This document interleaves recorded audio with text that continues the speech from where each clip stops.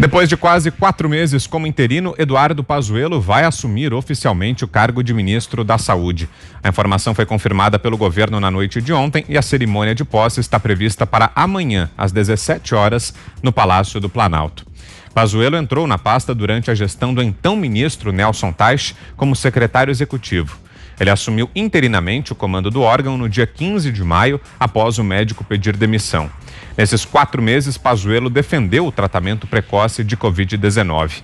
Com ele à frente da pasta, o Ministério da Saúde estabeleceu uma nova diretriz com orientações para o uso precoce da cloroquina e da hidroxicloroquina no tratamento da Covid-19, inclusive para casos leves. Há pouco, um novo dado mostrou que, sob Pazuello, o Brasil está domando o vírus chinês. A taxa de transmissão do novo coronavírus no Brasil atingiu o menor valor desde o início do acompanhamento do Imperial College London, em abril, segundo um relatório da própria instituição divulgado nesta terça-feira. O estudo mostra que o índice está em 0,9, ou seja, cada grupo de 100 pacientes com o vírus infecta outras 90 pessoas, o que indica um freio nos contágios da Covid-19. E aí, Zé Maria, o que achou dessa decisão do presidente Bolsonaro, da efetivação do ministro Pazuello e também desses números aí do Imperial College, confirmando a desaceleração da pandemia aqui no Brasil, Zé? Exatamente. Ô Vitor, o general Pazuello, ele ainda é general, ele é da ativa e existe inclusive uma pressão no Exército para que ele saia para a reserva, né, que é a aposentadoria do militar, e assuma de vez a sua atividade política, que é ministro de Estado e que é uma grande função. Ele foi escolhido pelo presidente Jair Bolsonaro para dar ao Ministério da Saúde a experiência que ele tem no mundo militar. Ele é da área de intendência e é um especialista exatamente em logística. E foi o que ele fez. Em vez de ficar dando entrevista todo dia, de ficar aparecendo e querendo ser mais importante até do que o vírus, Pazuello distribuiu ventiladores pulmonares, respiradores, equipamentos médicos, máscaras, equipamentos de proteção individual por todo o Brasil, levou verbas e acompanhou o que estava acontecendo. Ele já tinha experiência nessa área de gestão e durante toda a vida dele a especialização foi exatamente isso, e isso propiciou ali uma defesa muito boa de base para a saúde do Brasil. A impressão que eu tinha era que o presidente Bolsonaro colocou o Pazuello, exatamente, ele já fazia isso antes de virar ministro, né? Para que ele fosse o ministro da pandemia. E depois da pandemia, né, o presidente iria contratar um médico para fazer as políticas públicas de saúde, discutir e tal. Mas pelo visto, amanhã ele toma posse como definitivo, né? Primeiro, tira o discurso das pessoas que dizem que está sem ministro. Não está sem ministro. O Pazuello está ministro, né? E está executando, que é a função do ministro.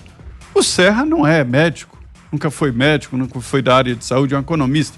E foi o ministro da Saúde e desempenhou a sua função. Ou seja, para ser gerente, não precisa ser o profissional da ponta que vai atuar. Às vezes, isto até atrapalha, porque a pessoa fica presa em discursos e corporativismos, né, da área. Toda área tem, não estou falando do médico, toda área tem o seu lado corporativista forte.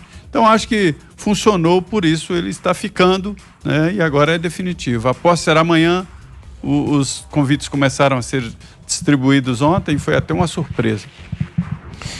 E você, Ana, o que achou da decisão do presidente?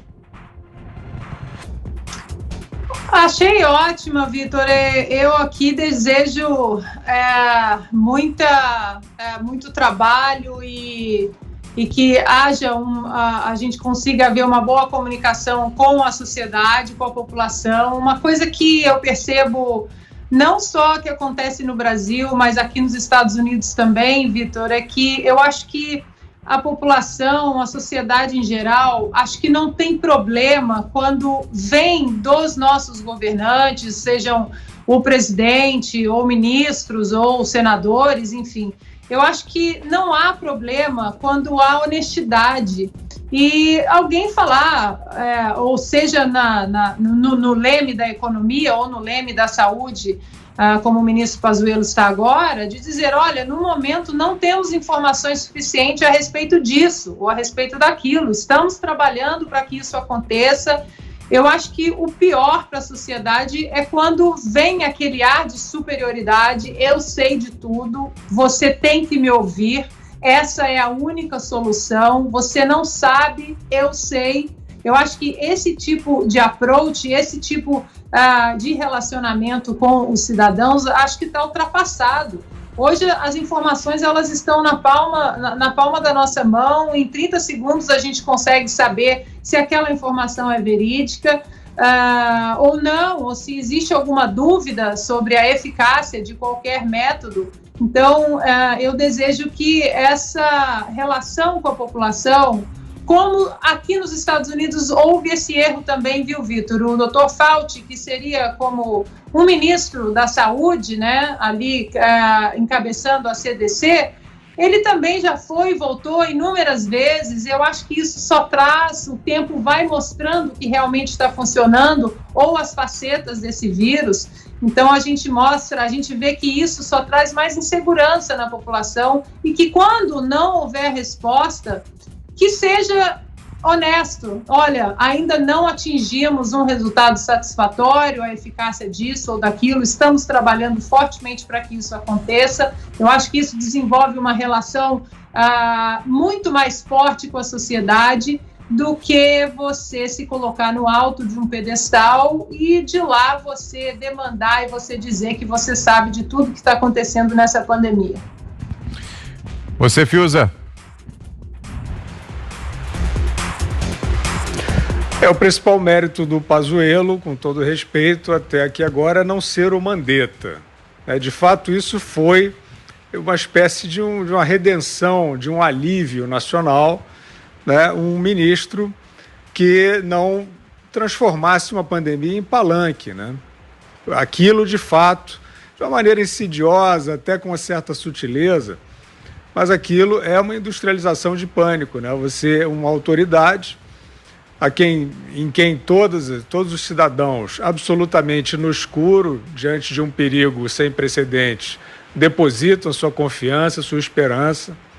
Aí ele recebe, né? Ele poderia ser um pouco mais humilde, né? Dizer assim, olha, eu vou dizer aqui apenas o pouco que eu sei, mas não, ele era o professor Pardal. Cada dia, passava o dia na televisão e principalmente, Vitor, com algo que eu acho que é uma coisa abominável, uma cultura que predominou nessa pandemia, que é a tal da especulação. Então o pico do Mandetta virou uma instituição.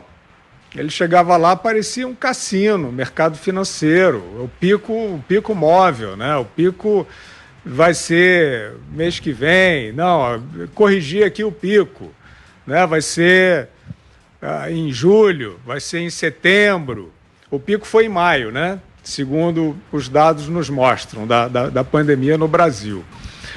Então, o Mandetta foi esse personagem que especulou, fez muito mal à saúde mental da população, junto com uma parte da mídia que transformou realmente isso num show macabro.